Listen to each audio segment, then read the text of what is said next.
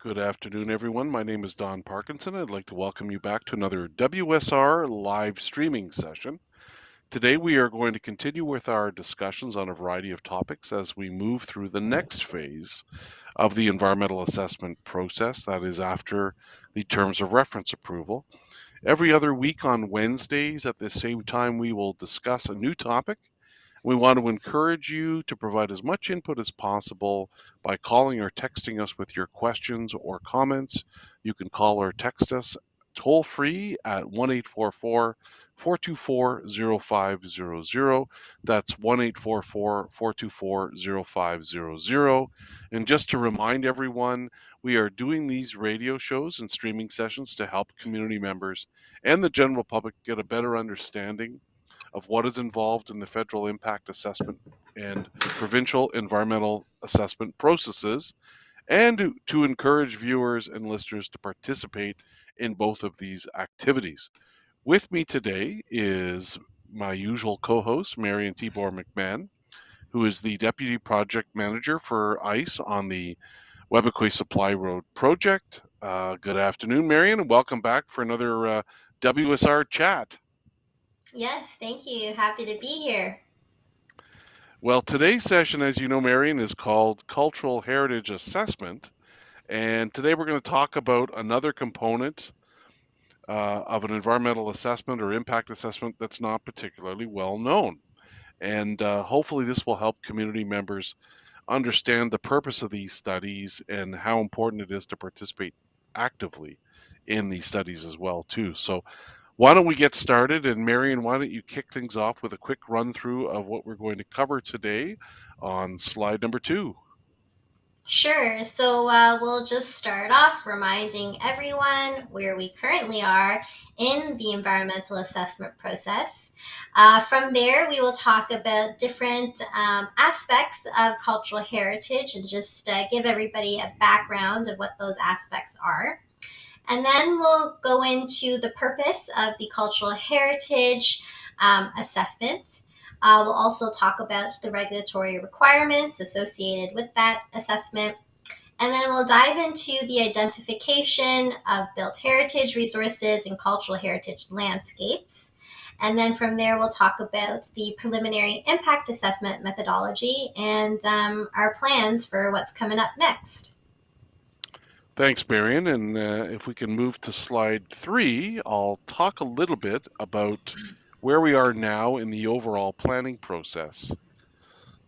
Okay, there we are. So, last October 8th, the Webequie Supply Road Environmental Assessment Terms of Reference, which is the work plan for the project, was approved by the regulatory agency, MECP, in Ontario on October, or so, as I said, on October 8th.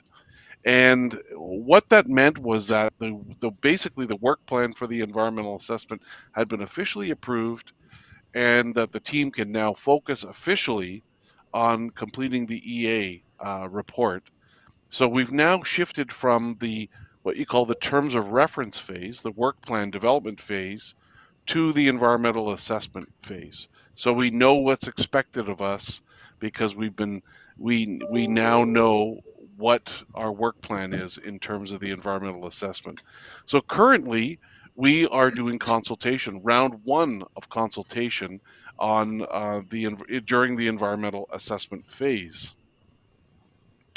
Marion, maybe you can quickly run through some of the key definitions our listeners should be aware of as we move through the presentation, because there are some key terms that I think our viewers and listeners need to know.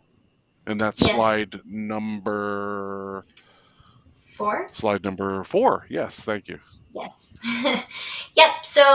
There are quite a few definitions and acronyms to go along with those definitions to set the stage for what's included in a cultural heritage assessment. So the first term that you will see a lot in our cultural heritage work is built heritage resource or BHR.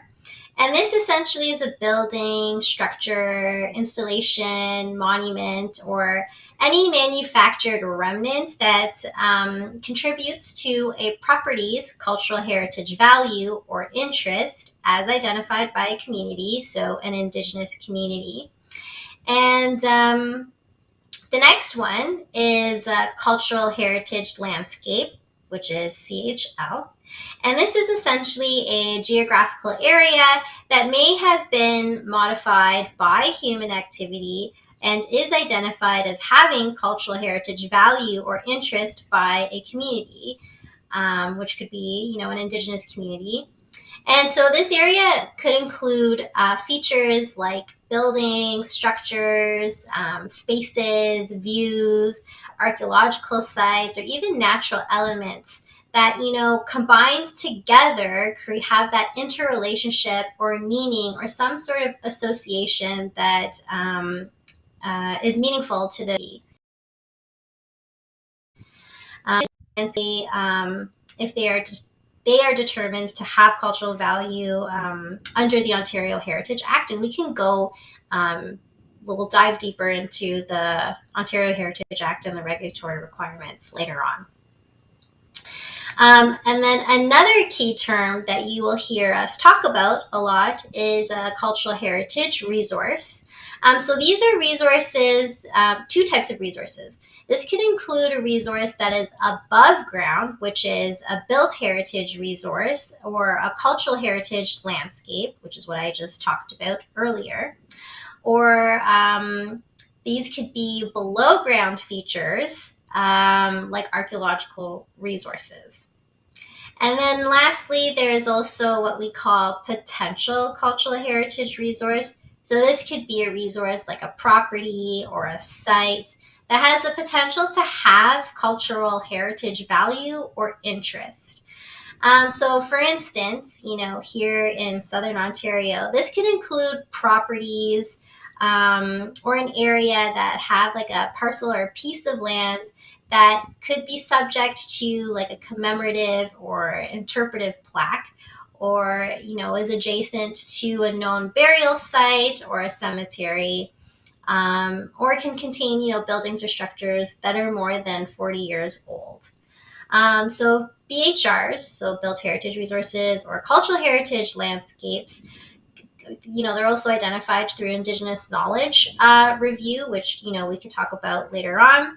And those could be a potential cultural heritage resource as well. Thanks, Barry. And let's move now to slide number 7 and talk about the purpose of cultural heritage assessments. And so so that's slide number 7. Yeah. So the purpose of cultural heritage assessments is to uh, put together that list of previously identified BHRs or built heritage resources and CHLs, cultural heritage landscapes. Then it's also to look at existing conditions and update that inventory and identify any potential BHRs, built heritage resources, and cultural heritage landscapes. And then finally, the final purpose is to take that information, look at the study area, and then identify a preliminary impact assessment once that preferred alternative is identified. And Marion, maybe now you can run through the regulatory requirements associated with cultural heritage assessments on slide number 8. Sure. So we follow usually well, not usually, but for cultural Yep. heritage, we do follow Ontario Heritage Act, which is the main piece of legislation that basically determines the policies, priorities, and programs for conservation of Ontario's heritage. And then we also follow other provincial acts and policies that govern land use planning and resource development that support that conservation. So that includes the Ontario Planning Act as well as the Ontario Environmental Assessment Act. But in addition to those provincial regulations to follow, we also follow our, local, municipal, or regional heritage policies of where our project is located. So in this instance, for the Webequie Supply Road, we are also following the Webequie First Nation on reserve land use plan, which provides information and guidance for the community land use and development of projects on their land. And we also are using the draft Webequie First Nation community-based land use plan. So those are two important regulations that we also need to follow for this project. Thanks, Marion. And if we can switch to slide number 9, please. I'm now going to talk about the identification of built heritage resources and cultural heritage landscapes with a bit of an introduction. There we are. So during that cultural heritage assessment processes, all, as we mentioned, all potentially affected BHRs and CHLs are are going to be inventoried and identified and inventoried. Um, and I guess what I want to try and get across is that there's basically three stages of research and data collection that are typically done. And I won't go into incredible detail on all of these, but I'll just give the highlights. So the first stage is the background research and desktop data collection. The second stage is field review. Then the third stage is identification. So if we can move to slide number 10, please. I'll do a quick run through of stage one. So stage one, as an overview, you've got background historical research. So that could be consulting primary, secondary source research material. Historical mapping is also very important, particularly for areas like this, to try and identify those settlement patterns and change in what caused changes in the particular study area. Um, Finding out which is the presence of sensitive heritage areas um, that correspond to traditional indigenous settlement and European settlement as well in the 19th and 20th centuries. And federal, provincial, and municipal databases play a role in this as well. Um, they're used as data sources to obtain information about specific properties that have been identified previously or designated. Um, in our particular study area, they may not be of as much use, but because in our areas, it's more relying on the indigenous community members of the area as well. So if we can move to slide number 12, please. And some of those official databases, just as an example, are the Ontario Heritage Act Register, the Places of Worship Inventory, um, Ontario Heritage Trust, Ontario Heritage Plaque Guide, Canada's Historic Places website, Canadian Heritage River System, and then the UNESCO or United Nations Educational, Scientific, and Cultural Organization World Heritage Sites. Now, many of those would not have features from our study area, but it's done as part of typical practice. So if we can move to slide number 13, please.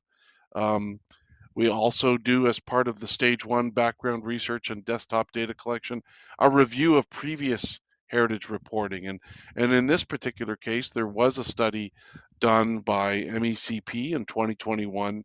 It was called the Winnisk River Provincial Park Management Statement, and it provided some details on archaeological sites, cultural heritage resources within the provincial park, but none of these features were located within our study area. If we can move to slide number 14, please. And then there's a public stakeholder data collection component where our professional consultants contact provincial heritage staff and to determine any additional information, see if they have any information that might be helpful to us. Um, And then there's information on active and inactive cemeteries within the study area. Um, these come from various sources as well too. And then finally, when it comes to stage one, uh, the most important information that we collect as part of this is really done at the community level, and some of that is already reflected in the reports that Marion mentioned earlier, the community land use plan. Um, for example, and that contains a lot of indigenous knowledge that was shared by community members over time. There may be databases of indigenous knowledge that were compiled over time, but we will still obviously do in-person um, interviews with community members to collect indigenous knowledge, some of which may be useful to the cultural heritage assessment. And the types of things that in areas like this, for our project, that might be collected would be important traditional use areas, historic areas, culturally significant areas. It could take a lot of different forms. Um, could be registered or known archaeological sites.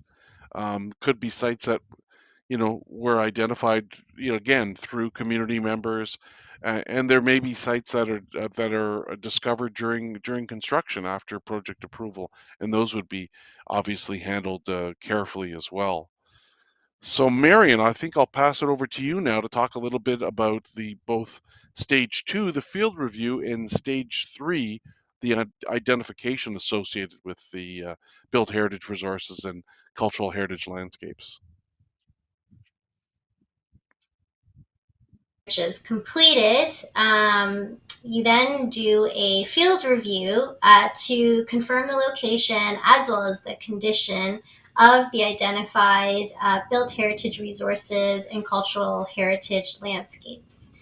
And also, when they're out, in the fields, that's also an opportunity for the team to identify any other potential built heritage resources or cultural heritage landscapes that have not been previously identified on those databases that Dawn was talking about. After that, stage three is identification. So, this is when a property is identified as a potential built heritage resource or a cultural heritage landscape based on research. And then it gets screened using this tool that the Ministry of Heritage and Tourism has, as well as based, on, professional experience and best practices. And they use this tool that's like a 40-year-old benchmark, which is a guiding principle to conducting that identification of the built heritage resource and cultural heritage landscape. And, this benchmark provides a means to collect information about those resources that may have heritage value. And if there is a resource that is a little bit younger than 40 years old, that doesn't mean that that resource doesn't have cultural heritage value or interest. So, there's a whole process that is involved in that. Thanks, Marion. And if we can move to slide number 18, please. We're going to talk a little bit about, so having identified those features, we're going to talk about a preliminary impact assessment methodology. So identified BHRs and CHLs are considered against a range of possible negative effects. And those negative effects could be direct effects or direct impacts.